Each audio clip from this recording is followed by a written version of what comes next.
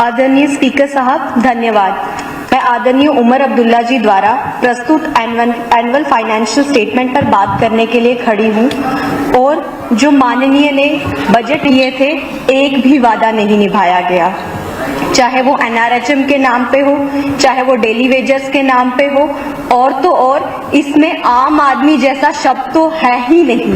बड़ा अफसोस होता है, आम आदमी भी नहीं और BPL वाले भी नहीं। मुझे बड़ा अफसोस होता है, मौजूदा सरकार ने वादे तो बहुत सारे किए थे लेकिन निभाया एक भी नहीं। फ्रीबीज के नाम पे आपने महिलाओं को बहुत सारे मन लुभाने वाले वादे तो कर दिए, पर जरा ये तो बताइए हमारे जम्मू कश्मीर में कितनी ई बसेस चलती हैं, कितनी JKSRTC की बसेस चलती हैं। मैं मेरे किश्तवाड़ का हाल बता दूं साहब, तो सिर्फ एक बस चलती है जम्मू से किश्तवाड़। अब उस बस में वो कितनी महिलाओं को एकोमोडेट करेंगे, जरा इस बात पे बताइए। माननीय ने कहा कि JKSRTC की बसों में जो है महिलाओं को जो है वो सुविधा देंगे, लेकिन पहले JKSRTC डिपार्टमेंट के बस ड्राइवर्स और कंडक्टरों की तनख्वाह तो दे देते, वो बेचारे रोज हड़तालों पे बैठे होते हैं।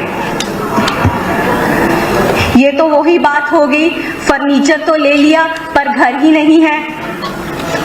आपने 200 यूनिट के नाम पे मन को लुभाने का वादा तो कर दिया, पर ये बिजली आप जिन जगहों से ले रहे हैं उनका जिक्र तो आपने किया ही नहीं।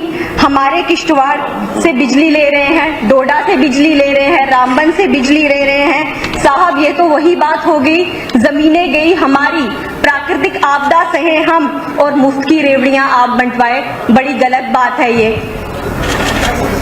जिस सरकार से प्रभावित होकर आपने ये मन लुभाने वाला वादा किया है वो तो चली गई, कहीं उसका असर यहाँ पे भी ना हो जाए। अब बात आई टूरिज्म की। CM साहब ने कश्मीर को तो बहुत कुछ दे दिया, हमारे किश्तवाड़ में पिलग्रिमेज टूरिज्म को बढ़ावा देने के लिए बहुत सी जगहें हैं। किश्तवाड़ में मचेल माता है, सरथल माता है, खुद माता है, और तो और वहाँ पे 2 दरगाहें हैं जो शाह असरारुद्दीन और शाह फरीदुद्दीन बगदादी के नाम से जानी जाती हैं। क्या उनका पिलग्रिमेज टूरिज्म बढ़ाने के लिए कोई हक नहीं था? CM साहब ने उन पे तो कोई बात ही नहीं की। बड़ा अफसोस होता है।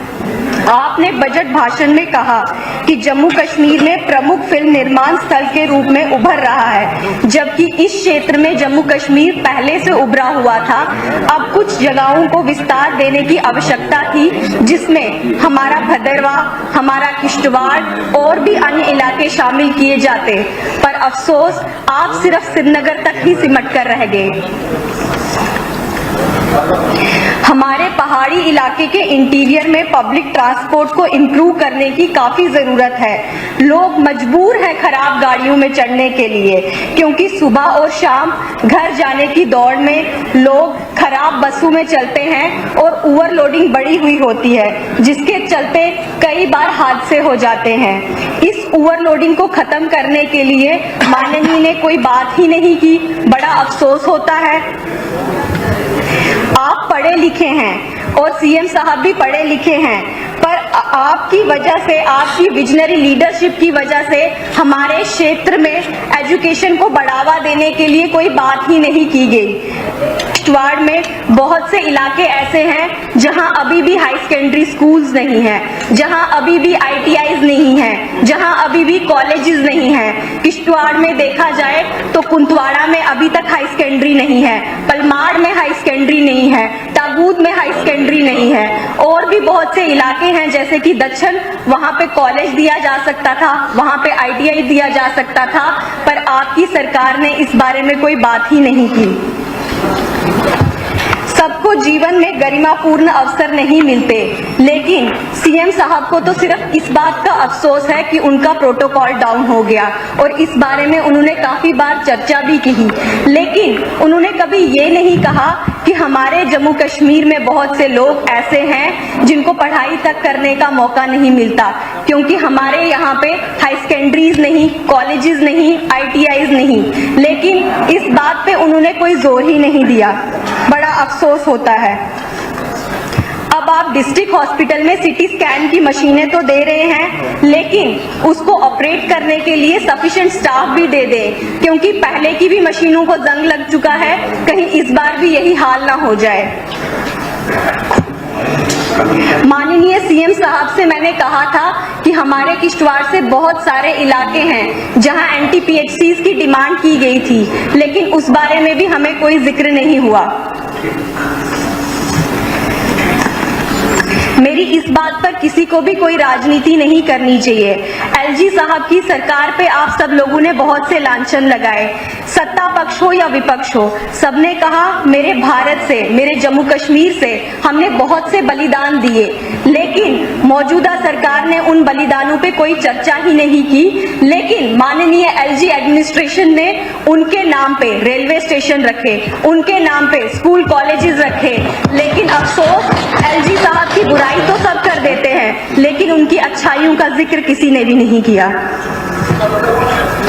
आर्टिकल 370 के नाम पे बहुत सी बातें हुई, बहुत सी चर्चाएं हुई, लेकिन मैं उन चर्चाओं पे नहीं जाऊंगी, बट ये जरूर कहूंगी this article 370 was against Dalit, was against women, was against Gorkhas, was against West Pak refugees, was against displaced person living in PoK. ये पहली बार सीएम प्रोटोकॉल नहीं मिला या डाउन हो गया तो आप चिंतित हो गए, लेकिन उन लोगों का क्या जो पिछले 70 साल से मजबूर थे सफाई कर्मचारी बनने के लिए, आपने उनके साथ कोई इंसाफ नहीं किया। लेकिन माननीय मोदी सरकार ने उनके साथ इंसाफ करके उनको सपने देखने का हक दिया है। ये उनके साथ और उनके विश्वास की जीत है कि 370 हटा और हमारे सफाई कर्मचारी दल